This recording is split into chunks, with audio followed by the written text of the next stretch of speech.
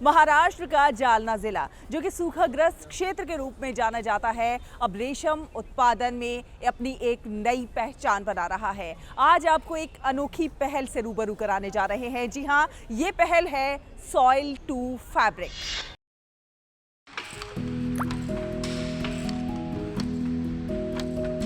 महाराष्ट्र का जालना जिला, जिसे सिल्क सिटी के नाम से भी जाना जाता है, उसने अब रेशम उत्पादन के क्षेत्र में नई ऊंचाइयां छू ली हैं। यहाँ के किसानों को अब रेशम कोकून बेचने के लिए बाहर नहीं जाना पड़ता। जिला रेशम उत्पादन और उससे होने वाली आय में अव्वल स्थान पर है। इसी रेशम खेती में नई संभावनाएं तलाशते हुए एक रेशम उत्पादक गणेश शिंदे ने एक अनोखा कदम उठाया है। कोरोना काल में गणेश ने बेंगलुरु जाकर रेशम धागे से साड़ी बनाने और उसे रंगने का प्रशिक्षण लिया। जिला नियोजन मंडल की नवीन योजना के तहत उन्हें 4 हथकरघा और 2 रेशम धागा रंगने वाली मशीनें मिली।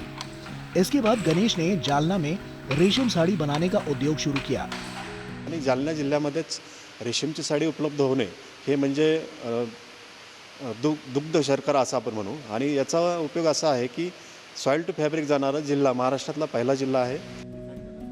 गणेश शिंदे की इस पहल ने जालना को महाराष्ट्र का पहला ऐसा जिला बना दिया जिसने सॉइल टू फैब्रिक की संकल्पना को साकार किया। उनके उद्योग में 4 प्रकार की रेशम साड़ियां बनाई जा रही हैं, जो बाजार में खूब पसंद किए जा रहे हैं। गणेश के इस उद्योग ने कुछ और लोगों को रोजगार दिया है और रेशम धागे को रंगने का काम भी शुरू हो चुका है। 6,500 से 20,000 रुपए की कीमत वाली ये साड़ियां ग्राहकों की पसंद के अनुसार रंगों और डिजाइनों में बनाई जा रही है। इससे न केवल स्थानीय लोगों को रेशम साड़ियों के लिए बाहर नहीं जाना पड़ता, बल्कि रंग संगति और डिजाइन में भी नयापन देखने को मिल रहा है।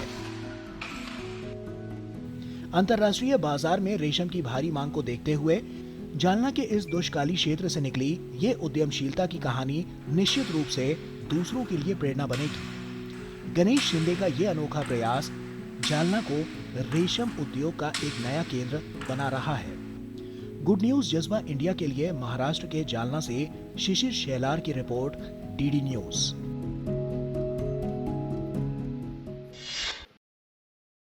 तो देखिए आपने सॉइल टू फैब्रिक पहल, और अब आपको दिखाते हैं इस भाग दौड़ भरी जिंदगी और आधुनिक मशीनी दौर में विलुप्त होती हस्तकला को बचाने के प्रयास। जी हां, आपको लेकर चलेंगे लखनऊ की हमीदा बानो के साथ, जो कि 2 तीलियों यानी कि 2 सलाइयों से खूबसूरत स्वेटर बुनकर तैयार कर देती हैं, और तो और कई महिलाओं को मुफ्त में प्रशिक्षित कर रही हैं ताकि इस हस्तकला को बचाया जा सके।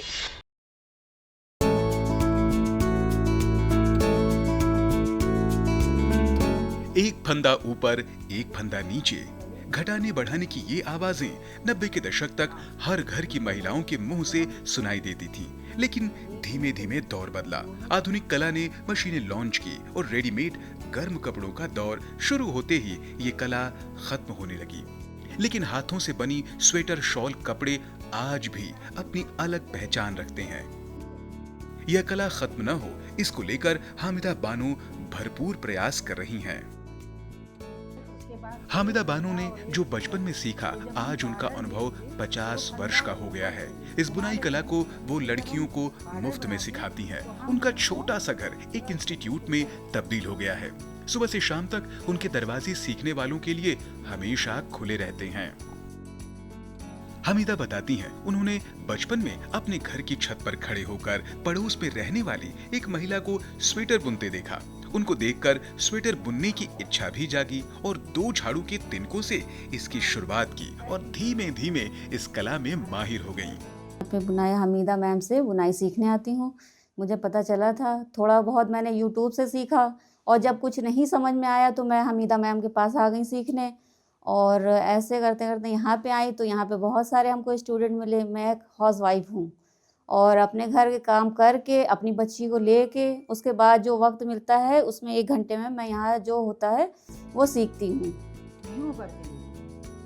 हामिदा बानो से बुनाई सीखने आने वाली समरीन का कहना है कि हमारी टीचर हामिदा बानो इस तरह की बुनाई सिखाती हैं कि जो भी बुने हुए स्वेटर देखता है उसकी सराहना करता है। ये भी बहुत अच्छी चीज़ है, बुनाई, हाथों से बुनाई करना, तीलियों से बुनाई करना, और हमारे मतलब कल्चर में बहुत इज्जत है इस चीज़ की, हाथ की बिनाई की। और आने वाली जो बच्चियां सीख रही हैं, टाइम दे रही हैं, इनके हक में भी अच्छा होगा। जहां एक तरफ लखनऊ में चिकनकारी अपना अलग मकाम बनाए हुए है, तो वहीं हामिदा बानो जैसी महिलाएं हस्तशिल्प कला को आगे बढ़ा रही हैं। उनका ये प्रयास गायब होती कला को बचाए रखना है। गुड न्यूज जज्बा इंडिया के लिए लखनऊ से परवेज जैदी की रिपोर्ट, डीडी न्यूज।